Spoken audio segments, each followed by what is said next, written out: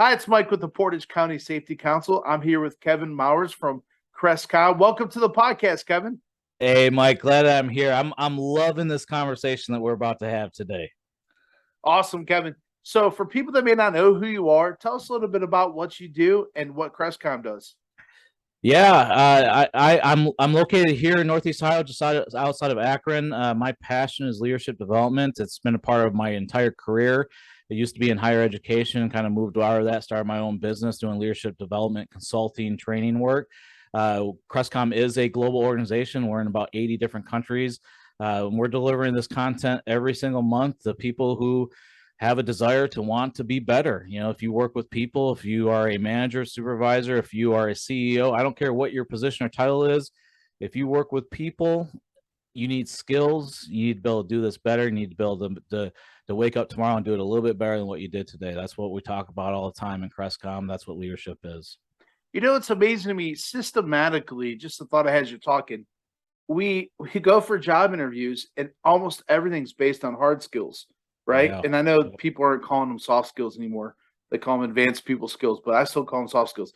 So but when you apply for a job, everyone wants someone with soft skills, but all the barriers to employment, education, experience, work history, it's all based on hard skills, right? And so Exactly. we really want, and I know soft skills can be hard to measure, but there's a huge gap. And so when we hire these people, because we're looking at all these credential type stuff, we bring them in. It's not that they're not important, but you bring them in and you're like, oh, geez, this guy's not showing up. Or, hey, this guy's a jerk to work with. Mhm.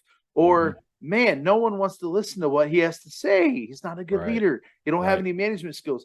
That's systematically, we're kind of shooting ourselves in the foot, aren't we?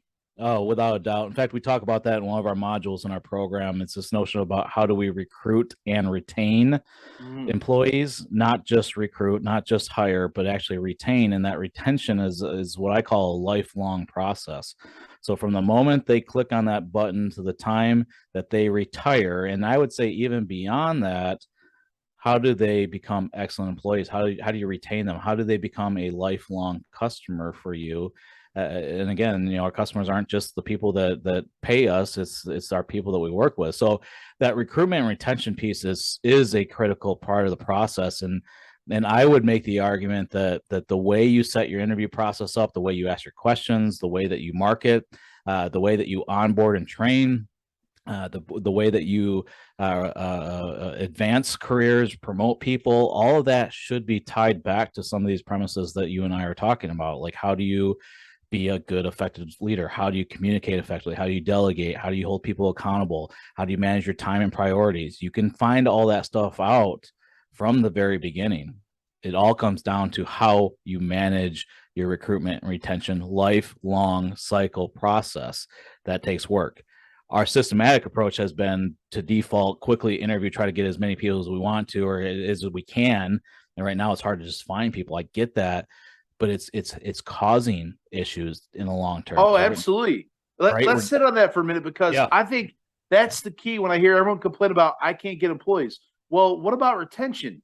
Why yeah, are they leaving? Because there's one quote. I know you and I were joking about leadership quotes before we started recording, but there's one quote that I absolutely love, and I can't remember the statistic they put with it, but it said, people don't leave companies, they leave bad managers. yeah, And yeah, that tells me right there, there's a leadership gap.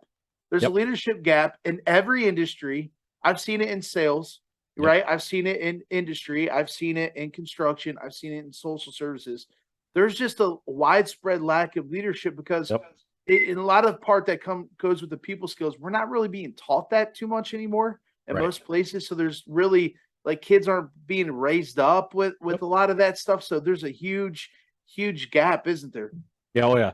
91% of top performers in organizations say that they want accountability in their organization, not just for themselves, but for the people that they work with. The reason for that is they want to perform at their absolute best. If they don't get some of the things that we are talking about, if they don't have good leadership, if they don't have people above them that are making good sound decisions, that are delegating properly, they're managing conflict in the right ways, they're going to go somewhere else because they're a top performer. You know, so that notion of how do we retain people really does come back to how leaders work within their organizations to do the things that we're talking about. You mentioned soft skills multiple times. I'm right there with you. I actually think that these are the hardest skills that we possibly could have. These are actually harder than any type of programming skills that we could have, or harder than any type of specialization, educational opportunities that might be out there, because we don't engage in them from this training standpoint. I will always make the argument that these are fundamental skills, but these are also skills that are lifelong lessons to be learned. Because here's the reality: we're putting people into some of these positions, like supervisor positions or manager positions, expecting them to just naturally get it. Why? Because they perform pretty well. We haven't trained them. Two different worlds. Right. Like, this is like the most obvious issue, Yep. and everyone knows it. You're Yep. a good machine operator. You suck Yep. as a manager because you hate people, and you were good by yourself running cardboard through a machine that made Budweiser packaging. Exactly. I worked at a box plant. Sorry, that's a little personal. So like, exactly. You did really good. So we have this idea. Well, because you're good, and you see it in sales a lot. Yep. You can take the number one producing salesman. Go tell everyone how to do it now. That Yep. person just may be very charismatic and have this personality that people are attracted to, that may be better looking than you. There's all kinds of things. We don't like to talk about the reality of that, but we know it's true, right? And so without doubt. there's this huge thing. So we take this person, you might have the best leaders who are not the best performers. And Yeah, exactly. we directly connected to, but it's not the case. Maybe for your productivity, maybe you want to keep your best machine operator on the machine and not take him off that, but take Right. someone that's polite with people, that can engage and Yep. kind of keep people in there. And that's a big thing for retention, isn't it? It is. And I'll add one piece of that. While he's on that machine making that cardboard beer box, train him on these skills that we're talking about. Train him on how to delegate. Train him on how to communicate effectively. Train him on how to be strategic. All those things can play out in the role that they serve. You know, that's what is going to set him up, not only success in the current role. It's going to show value. It's going to show an investment into that individual. It's going to get him involved in ways that maybe you haven't traditionally done. But more importantly, it's going to show you whether or not you're going to be able to promote that individual into a type of manager, supervisor type of role. And then when they're in it, they're not relying on some magic pill that you give them that makes them wake up on Monday morning and be a great leader. No, you've done your investment, you've done your work, and you've trained them. Let me address one other thing in here. The CEOs are not out of this conversation at the same time. Oh, absolutely. And I'm not gonna let them get off the hook. In fact, Right. I would make the argument that a lot of senior leaders in our organizations, the people who've been there 20, 30 years, yeah, they have some experience. They have a lot of years on their belt that have allowed them to be really good at what they do. But are they great leaders? Have they changed? Have they been able to adapt? Do they understand multi-generational workforce? Do they understand that 21-year-old kid that's coming out of college trying to step into the organization? Maybe. But boy, what would happen if we gave them some of the similar skill sets that we're talking about, that our box cutters are talking about? What if everyone was actually using some of the same knowledge, some of the same wording, educational perspectives, and are able to pivot in a way that makes the whole team drive towards those goals? Boy, that's just organizations. Right. And I see this thing, and tell me from your experience doing all this training and development, if you see this. So you have a guy that's like gets, promoted to safety manager. Maybe a lot of companies that our safety council are not trained, dedicated safety folks. Maybe they're in HR, maybe they're quality control, purchasing managers, they're a maintenance supervisor, and then they get added on to task. And so maybe they took a leadership workshop here or there, or they took 21 Laws of Leadership by John Maxwell at their church or something. Whatever it is, they've kind of like, maybe their company stepped out and gave them an hour here, an hour here. And then they go to the job site, but the leadership mean they saw on LinkedIn may not necessarily fit the culture of the industry in, or they tried to apply, and there's a frustration that sets in because this is a long-term growth thing, right? So then they come in and they're trying to be nice and shake hands and start these small conversations, build relationship. But as soon as crap hits the fan, they go back to the default mode. And the default mode is how did I handle stress when I was raised? If I was raised in a house that snips at each other, guess what? I'm going to start snipping at employees. And so in the safety world, we always talk about don't be the safety cop. No one likes the safety cop, but everyone becomes a safety cop because at some point they're they're not influencing the decision, or people aren't complying. And so they have this huge thing where they're like, oh, I've tried all that junk. Then you talk to them about leaders and they're like, oh, I've tried. No, no, no. This is a long-term growth that never ends. And Yeah. everybody could be a better leader. Yeah. Some people are more naturally gifted at it. But this thing isn't like I just take an hour workshop and I'm fine. All my leadership issues are gone. Oh yeah. What you do at Crestcom, there's a process, there's a coaching aspect to it that is, man, this is longer than just an hour or two here. And I know those things are convenient. Mhm. Looking at memes, all these different stuff, which we'll get to toward the end. But how does someone from your experience the most development? Is it being accountable to a coach, having the coaching there, the training? Well, I know there's a combination there, but from your experience, what process develops the best leaders over time and doesn't allow that person to give up? The person that said, well, I tried this, or I took this Yeah. webinar on leadership, but none of that works. What would you say to Yeah. that person, and what advice would you give them? Yeah, I think you captured several of the pieces that I think make it really successful. And the way I look at it is a lifelong journey. So that's one piece of it. So does that mean that you sign up for Crestcom leadership for your entire life? Absolutely not. But what it means is that when you're engaged in this type of training, instead of sitting there and hearing stuff for 2 hours, you're actually getting information that's bite-sized, that you're able to take and use and apply it. From that, you create an action plan. The coaching side of it comes into debriefs that you and I would have, and we would talk about what you learned from class. More importantly, we would talk about how you apply it. What are some of the challenges to that? Where could we possibly coach you to maybe think about things a little bit differently? The other part that I think is really important is your leadership. Your supervisors are a part of that process too. They see your action plan, they measure it. They are weighing in whether or not it's something that you should be focusing on or should be, maybe pivoting towards. You take all those pieces. You take the action plan. You take your supervisor. You take your debrief. You take the class content. You apply it in between our classes. The classes are stretched out over the course of at least 6 to 12 months. Our full program is a 12-month program. After you graduate from that program, you have a chance to come back quarterly and have some of the conversations around some of our new modules that we have on some of those fundamental skills. But it's that process. And I think for me, that is what is probably the most important piece of this. And you referenced it. It becomes a process to which we check our mindset. We check where we're at personally, maybe where some of our biases are when it comes to this leadership work that we're managing. We figure out how to hold ourselves accountable to where we're at. More importantly, we're figuring out how do we keep moving forward, knowing that our worlds are changing. I mean, COVID, the last 2-3 years, right? Like how we lead now is different. People know that, but yet they're defaulting. You hit it on the head. They default back to what worked, and what worked isn't working to make us great. It might work to make us good, but boy, I'm really pushing in this notion of how do we become great leaders? Like how do we do something a little bit differently than what we did yesterday? How do we do something tomorrow than what we did today? Like how do we move hearts in a way that just make people better, not just at work, but at home? Better husbands, better fathers, better moms, better aunts, uncles, partners, whatever it is, whatever relationship you're in. How do you lead out of those spaces?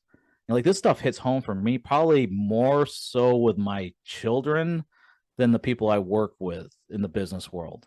Yeah, I want to hit that point. I'm going to wait 1 second because I want to throw something in here then we're going to go right back because I think it's going to be relevant to that. I'm actually working on a video where it kind of came to me like, especially when you talk about different industries and different generations, because it's going to tie in right what you're saying. And I kept thinking, I find myself going back to Maslow's hierarchy of needs. And I think it's like you learn it in high school or middle school, wherever they teach you. I don't even remember now, college, whatever. Yeah. And you read through it and you're like, oh, that's cool. Yeah. No, I get it. Yeah, great. And it applies to so many things. And so what I realized is, I had my great grandparents were West Virginia. My grandparents were to West Virginia, and they had a porta potty or not porta potty, outhouse years after other people had toilets because just the area they were at were so poor. They had a different mindset, and it was pretty much like they were not lazy people. Like my dad dropped out of school in 7th grade to go work because there was just no money and school was irrelevant because you needed to survive. And so that survival mentality was a completely different motivational factor. So when you go and you look at Maslow's hierarchy need, the first one is physiological needs or basic needs: Yep. food, water, shelter. That's very Yep. important. And then you go into safety and security, and that could include financial security and all that stuff. But then it goes into love and belonging, self-esteem, and self-actualization. Yep. So the people that were born generationally, you're talking about the traditionalists, their parents lived in the Great Depression, and so they Mhm. raised them up with their values.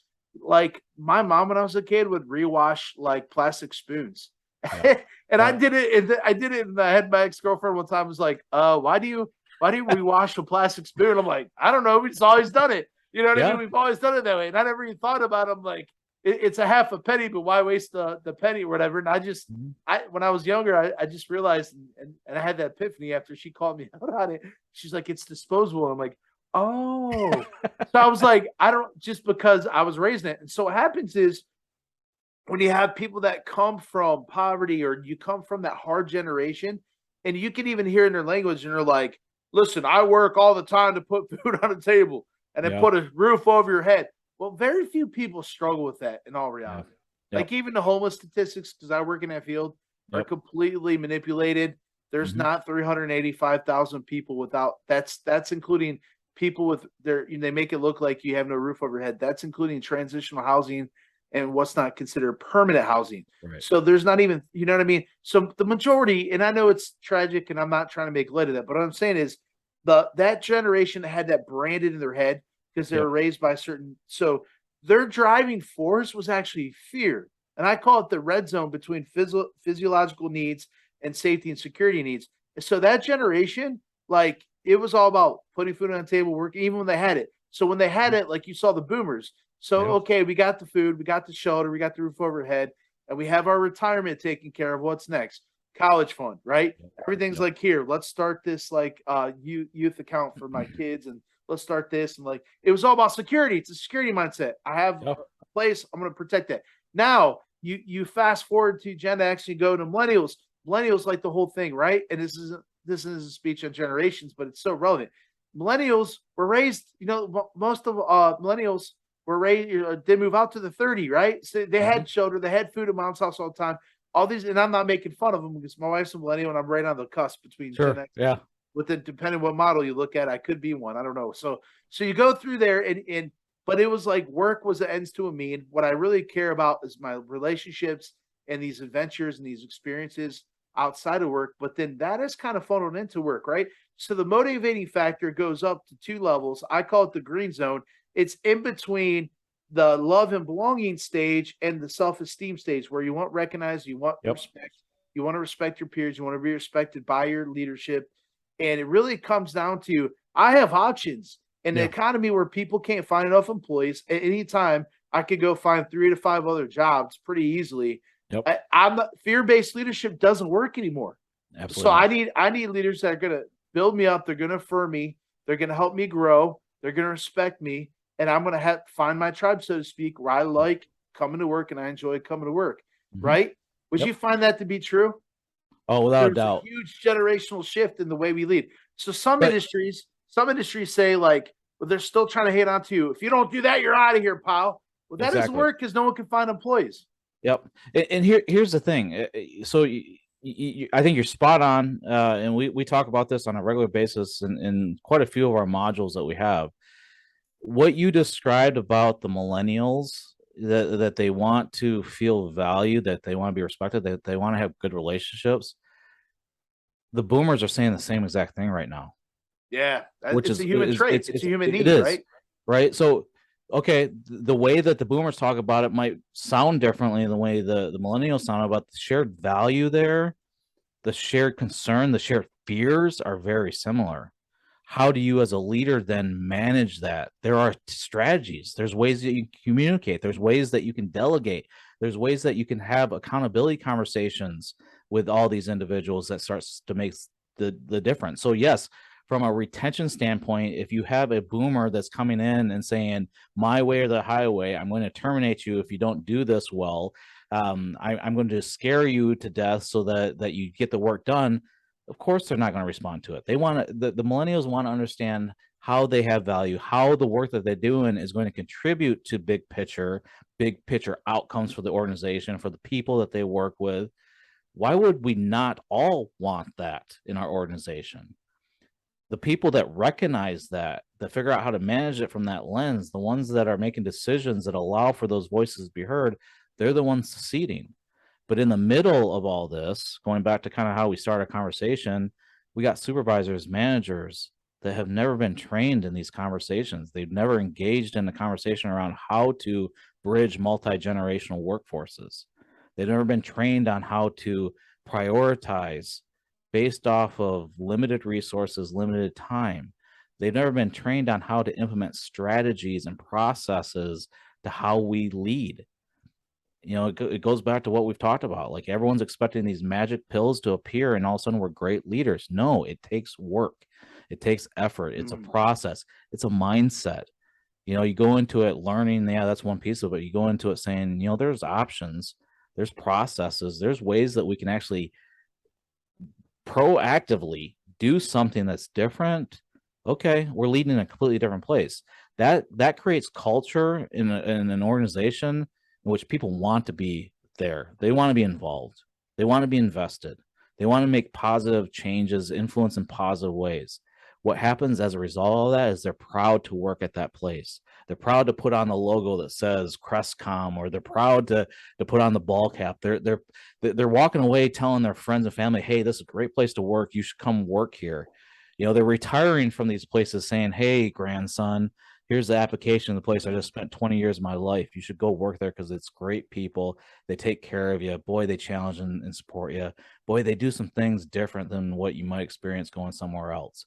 The value for grandson versus grandpa are going to be the same. The way they look at it and talk about it might be a little different, but boy, that shared value, that thing as a leader you got to figure out and how to manage, that's the difference maker. That's what's that right now in this culture that we're in, the society, this economic, thing that we're going through. The companies that are doing that are booming right now.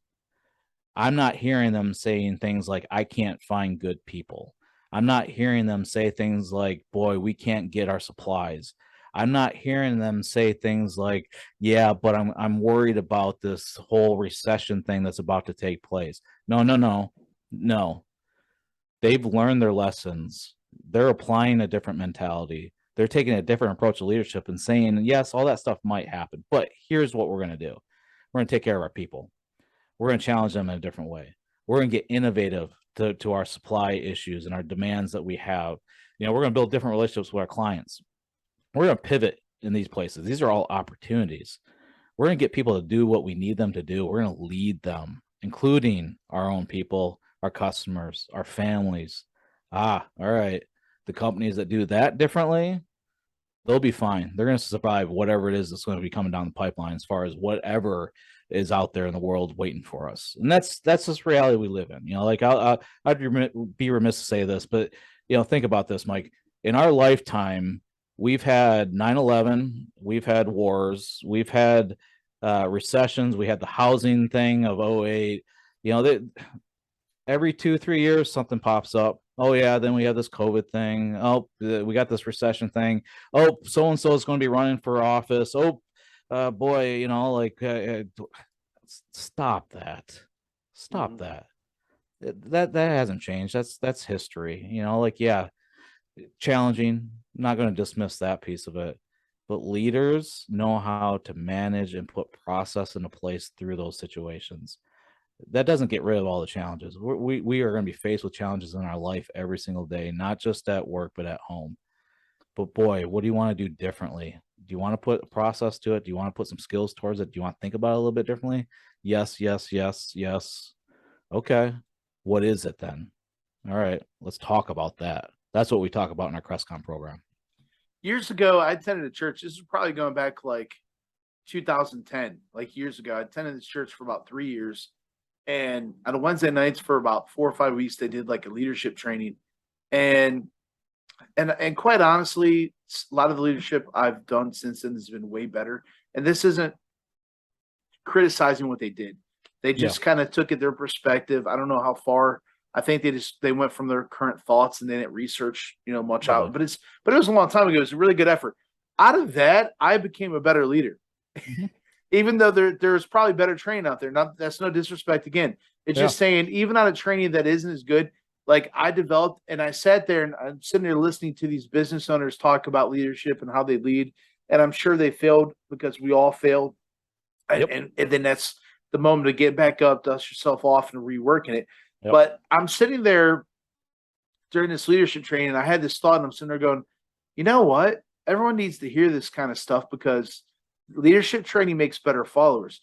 And so from that moment on, that's kind of stuck with me. And I had a professor from University of Texas at Austin I interviewed, and he corrected me. He's like, leadership doesn't make better followers, it makes better leaders.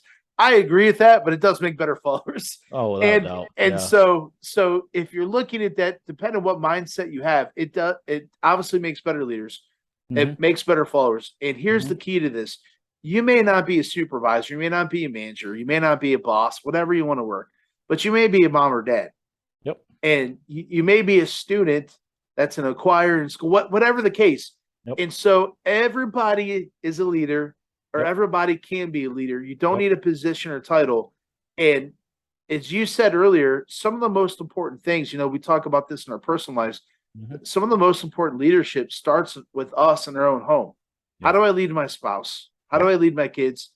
And it doesn't mean it's like this overarching authority. It's how do I lead at work, not being the Yeah. boss. Yeah. I could still be a leader, not be in a position. Right. It's about making right decisions, taking care of what's in my hand, offering kind suggestions, not criticism to people around us. Yeah. And how much, Kevin, because I know this is a passion of yours, how important does that leadership in our private life affect our leadership in our professional life? I don't see how you can do one without the other. And if you try, you might find success in one area, but one's going to sacrifice. Um, there, for me, the way I'll frame this conversation is, what is leadership? Simple definition. What is leadership?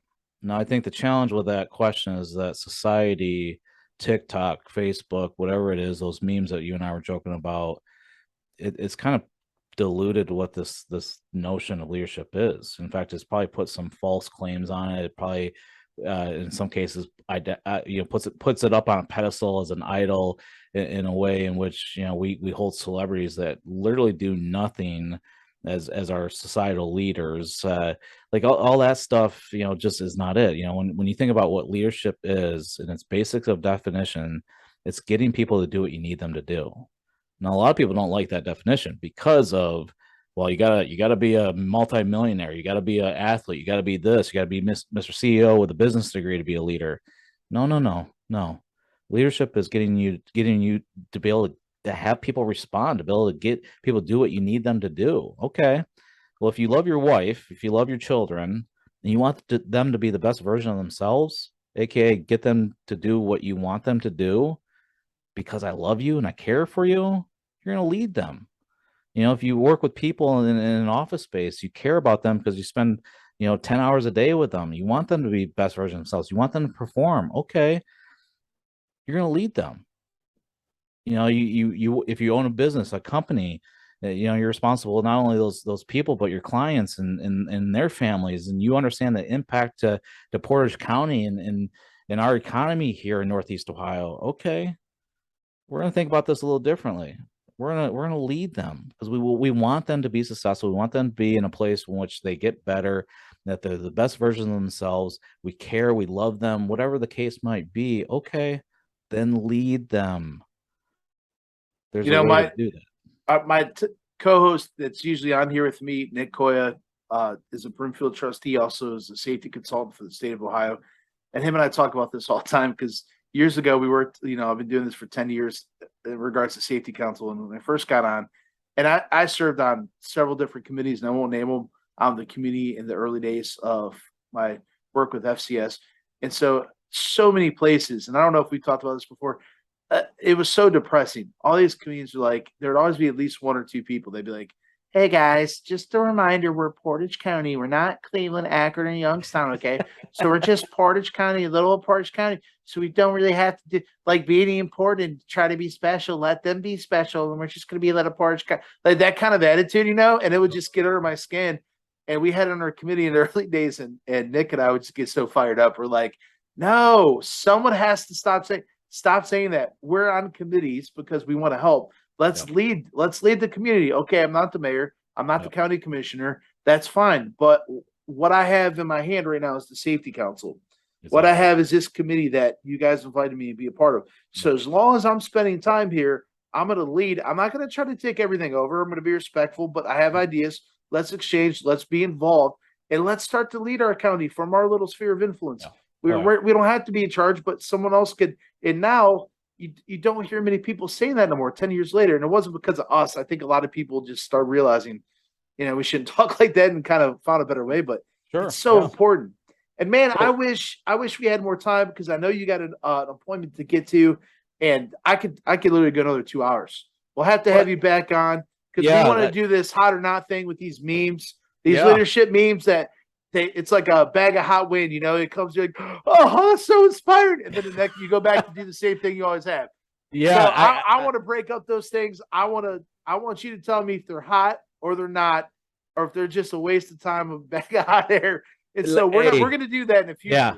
Yeah, definitely. I want to talk about some of that stuff because I think, when I always think about that stuff, what it comes back to for me is just, what's trending out there right now. Like what are some of the things that people are thinking that they should be doing? In reality, it might be something totally different. It's probably a 180 from that meme or that TikTok or whatever it is that you saw, that maybe led to your morning motivation for that day. And again, like that stuff is fine, I think there's a place for it, but the reality is when you put a process, when you put a mindset into these things, it doesn't matter what Kim Kardashian has to say. It doesn't matter what LeBron James is doing. Like, okay, yeah, cool. We take note of that stuff. But the reality is, and to your point, we're in positions, no matter if it's our local organizations, our places of work, our homes, our churches, whatever it might be, we're in these positions for a reason, a purpose. All right, what are you going to do with that opportunity? Are you going to lead from that space? And I loved your notion about following in that space. If this definition of leadership is getting people to do what you need them to do, as a leader, you step back at times. As a leader, you follow. As a leader, you push instead of pull. As a leader, you do X, Y, and Z. But boy, it's all because of that mindset that we want to make people better, that we want to pull people in a place in which they feel inspired and passionate and motivated to want to get up tomorrow and do it again and probably do it a little bit better. That right there, my friend, is a game changer. Yeah, Kevin. So before we get out of here, someone wants to reach out to you like, hey, I've been looking for leadership development training. What's Crestcom? What do you do? How do I get a hold of you? Yeah, the best place to get a hold of me is crestcom.com. You can go to that website. You can find the information there. You can send me an email, kevin.mowers, MOWERS, at crestcom.com. My phone number, 330-906-3766. Email, text me, find me on social media. I'm on all the platforms right now. Hit like on the stuff. If you're interested, we do a weekly newsletter in which we are sharing some of these tips, giving you opportunities for you or your team to get connected with Crestcom and just have these conversations around leadership development. I do a no obligation conversation like what Mike and I are having right now. If you want to talk about this stuff, get in touch with me. I'll talk about the organization. We'll talk about some of the challenges, whatever it is that's on your heart and mind. We can talk about it. So website, crestcom.com, kevin.mowers at crestcom.com, or shoot me a text at 330-906-3766. And I will say this, because I'm not supposed to give public endorsements and I've never been through a training, but my longtime steering committee member who's been around before I even took over the safety council 10 years ago, Renee Nesty, who I believe is the chief operating officer or something now, whatever. She's pretty high up. She's been promoted pretty high up at Kent Elastomer Products. Went through the training, I think just recently graduated, didn't she? Correct. Yep. And she's like, Mike, you got to meet Kevin. I've been doing this training. I knew she's going through training, but I didn't really know. the ins and outs. She's like, as soon as I'm done, I'm connecting you. That's how Kevin and I met. Is Yep. Renee, who's pretty close to me, went through this training and said, you got to meet Kevin. And so she highly recommends it. I can't publicly endorse anything, but she highly recommends it. So if you want leadership training and you're like, listen, we've done the 1 hour seminar, 1 hour webinar kind of thing, and it's good. It feels right. And then we go back to doing what we're doing. Come in there, let Kevin coach you a little bit and take you through the process of leadership. Exactly. Not just the meme, not just a feel good bag of win that feels refreshing and inspiring, and then go back to doing the same thing, because that's what we don't want to happen, because leadership's so important. Kevin, thank you so much for joining us today. I know you got to get on the call. We're going to get out of here. Everybody out there, thank you for listening, and don't forget, be safe.